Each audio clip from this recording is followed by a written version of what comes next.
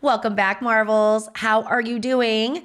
Dana and I are back and ready for another episode. Hi, Dana. We are. Yeah. How are you doing, Gwen? Good. And Dana, Diet Coke still has not responded to our reach out for sponsorship. I'm really maybe we just need to do this more often. I know. So, honestly, how's everybody doing? Like the subliminal. Right. Oh, just hey, you know what I should do? Actually, maybe next time I'm gonna change our background. It's just gonna be Diet Coke in the background. There you go. Okay. I've had people on social media tell me, I love that you have a Diet Coke as a psychologist. And then I was doing a video the other day where I actually said the words do together. And then I kind of chuckled. And they're like, I love that you're a psychologist and you laughed at saying do. We don't want to be pretentious. We just want to be real. Do we have that kind of reputation of having that big sticks up our butts? Yeah. Not having any fun. Yeah. Either that or the whole other side of it is where we're unethical and sleep with our patients. And I was going to say, I can't, there's this show called Shrinking. Yeah. I love the show, but there's a lot of sketchy stuff going on. I can't watch it. It makes me so uncomfortable. And my friends that are psychologists as well, like Gwen, it really has not anything to do with psychology per se, but everything to do with this guy's life. And I was like, I still cannot get my mind, like I can't get my heart there. It's too heavy. Like I think I'm so sensitive to that tension that, I've been rewatching Psych. I don't know if you've seen that. It's like, it's this guy and his best friend, and he's very, very observant, and he can solve crimes, and he poses as a psychic. And it's how they solve, it's like a show from the 90s, and it's just enough, and they're so funny, and it's so lighthearted. Oh, cool. Anyway, that's why I couldn't finish Game of Thrones. I couldn't, there's things I cannot do at night. It's like after a work day, I can't do those things. Anyway, there's my sensitivity. Yeah. We're not here to talk about Game of Thrones. I was trying to do a segue because I tend to be pretty good at those. So as we're talking about a show that you can't tolerate because it goes up against your principles or what you're used to. Like your frame as a psychologist, watching people do unethical things is too hard. Versus if you're in school and your schedule's about to change because we're entering summer. That was a stretch for trying to. That's good though. I mean, in a way, it's a challenge. Like, what happens when your routines get a little upended? Yeah, when your schema gets challenged somehow, and that is just part and parcel to changing schedules with school for sure. Yep. Yeah, right? I mean, yes, and I think my autistic clients get a very bad rap for being rigid. Yeah. Right? Yeah. It's like, oh, they're so rigid.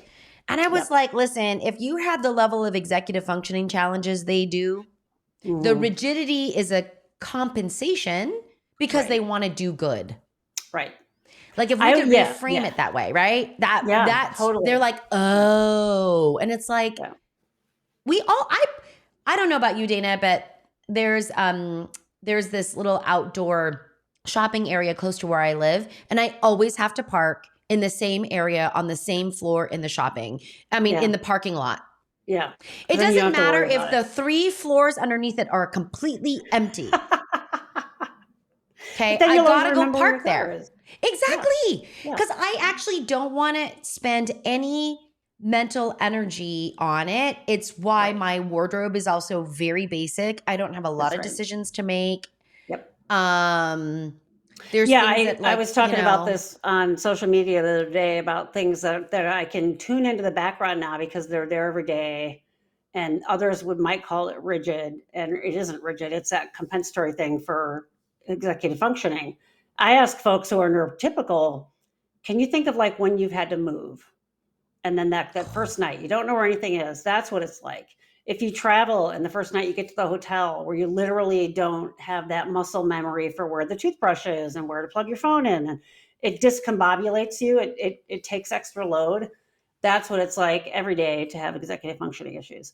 So that need to have that routine, that schedule, lets us put those things in the background so we can do the other stuff that other people can do without having to have that routine. So when the routine changes, it's not oh, you're rigid. It's, oh crap, now everything's not in the background, and now I have to reset that for a while. I have to practice that for a while before things get in the background again. Well, right? and heaven forbid the schedule doesn't hit a routine. Yeah, and this is where different every day. Yeah. If different every day, or different every week, or different every 2 weeks, but camp is only for 2 weeks. And then I come home for 1 week, and then I'm going to like do this like volunteer thing for only 10 days. And then I'm going to, it's really hard. And it's not because people are trying to be difficult. It's because it takes a lot of cognitive bandwidth. That's right. To cope with knowing what to do. And so I tend to see like rising agitation. Oh, I would say agitation, because they're like, it's like walking on eggshells. I'm like, yeah, there's agitation because this is hard. They say that? It's like walking on totally. eggshells?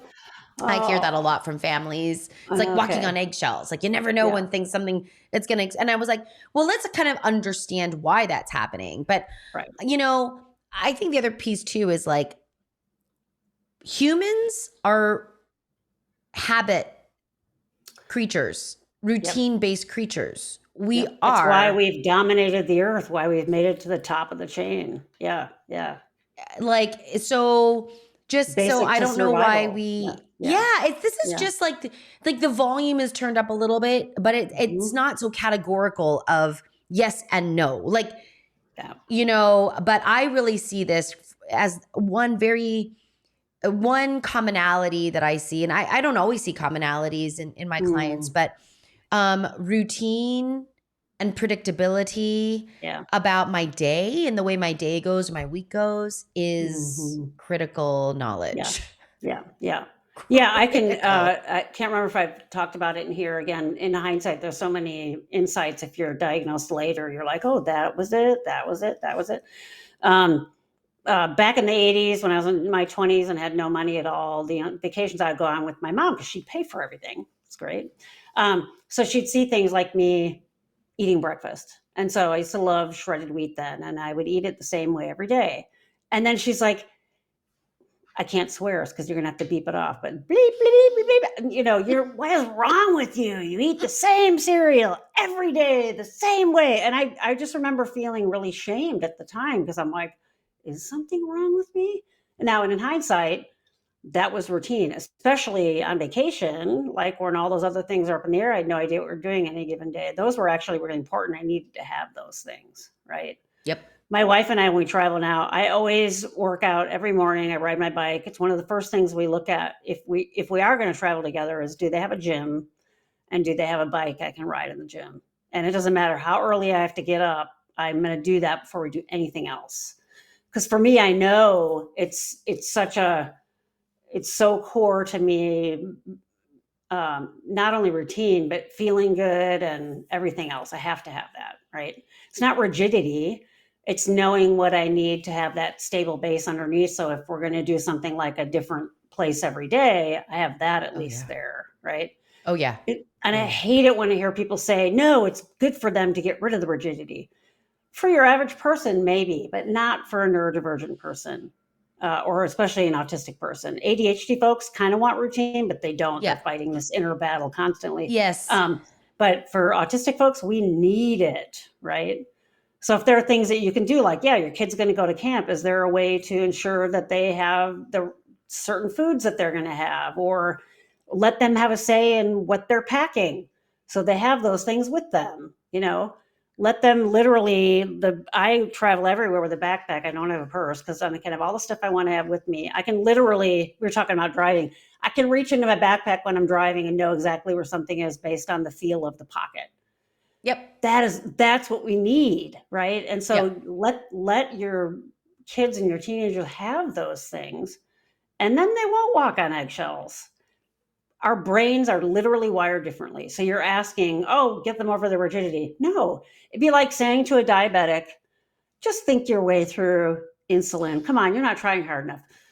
Push that insulin out. It's ridiculous. You would never ask someone to do that. Same exact thing. or someone who's blind. Yeah. I say that a lot. Like, just think your way. Yeah. It's like so ridiculous. Like, when my clients are like, I can't ask for that accommodation. And I would say, so you wouldn't want like a blind person to have access to an audio tape. And they're like, no, that's ridiculous. I'm like, oh, okay. It's the same exact thing. It's the same thing. And let's talk about this, right? Rigidity or wanting something in the same way is not OCD. Right. Okay. Right. Say that again. You need to say that. Yeah, right? You wanting something a certain way is not OCD. Yeah. We covered OCD and stimming in another episode for those of you that want to go there. But OCD is truly connected to thinking about something, and if it doesn't happen in that way, something drastic and dramatic and deadly is going to happen. Yes. That's OCD. You wanting your cups in the same place is not OCD, right? Yeah. Like, it's regulatory. It is regulatory. Yeah. And I often, I have, like, there's the parts of me that I recognize. And it's so funny, Dana, as you were talking about the hotel room, my family teases me because the minute we get into a hotel room, and we're in a hotel room quite a bit because my daughter plays hockey and we're traveling a lot. But the minute we get into a hotel room, I set up the bathroom in a very certain way, and I unpack my clothes into a drawer. You're one of those people that uses the drawers. Yeah. I use the drawer and I put my suitcase completely away, and I know where and I set up like my charging station. It's really the first thing I do. I set up stations, I set up the bathroom, and I unpack into a drawer.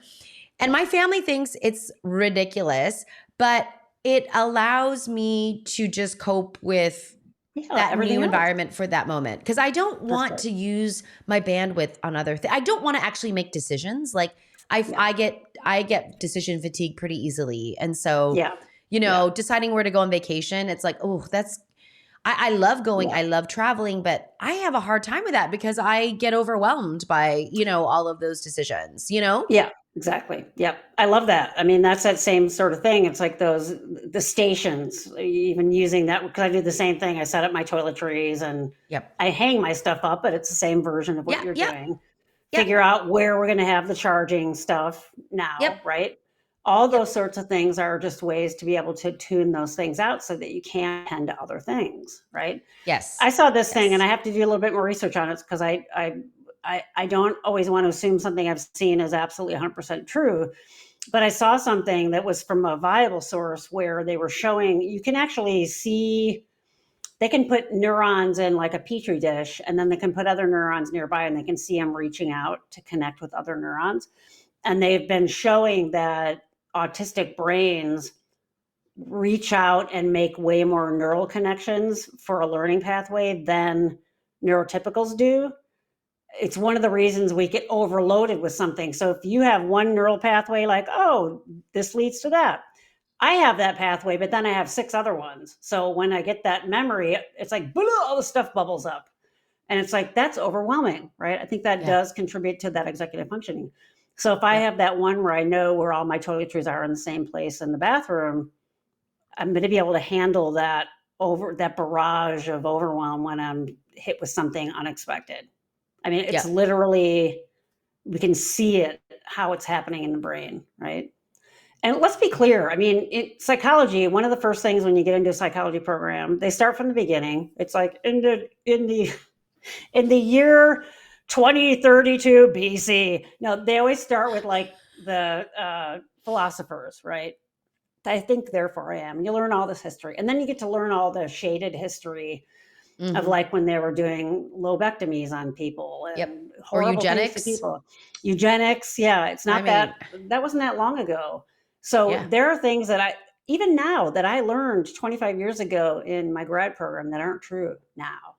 That's not that big period of time. So we're constantly evolving and learning these things.